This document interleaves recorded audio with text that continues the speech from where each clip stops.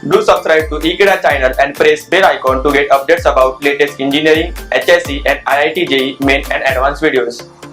Hello students, today we are studying chapter Control and Coordination, and in that we are studying topic Mechanism of Reflex Action. We all know that if you catch fire on your hand, you're going to take your hand back. But how does that mechanism work? Let's study and find out today. In case you catch fire on your hand, so receptor on your hands will uptake the information. Finally, they'll send it to sensory neurons in your hand, which will be giving information to your spinal cord that's going to process the information. And finally, they will give back the information via motor neurons, and then you will take your hands off with the help of effector organ, which is your hand muscles. So that's how basically reflex action coordinate together.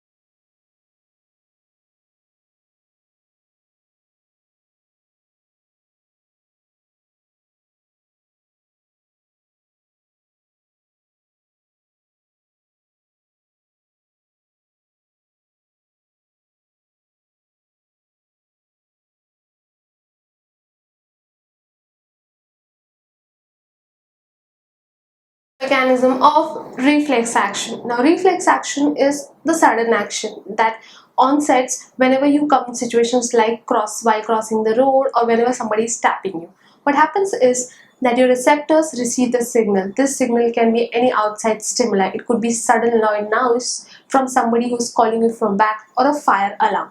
Your sensory neurons, which could be your ears, eyes, nose, anything, get this information and they associate it with spinal cord. Inside the gray matter of spinal cord, the information is processed, and immediately the motor neurons get back this information. Via muscles, this information travels. Now, depending upon the region wherever the motor neuron is present, for example, if you have catch a fire in your leg, the impulse will travel by your muscles and your motor neurons to the lower part of your leg, wherever your fire has been catched. At that time, I'm going to pick up your leg. That's the immediate thing that you need to be doing, and that is finally your effector organ, the lower part of your leg, which simply makes sure that you pick up your leg and then you run away.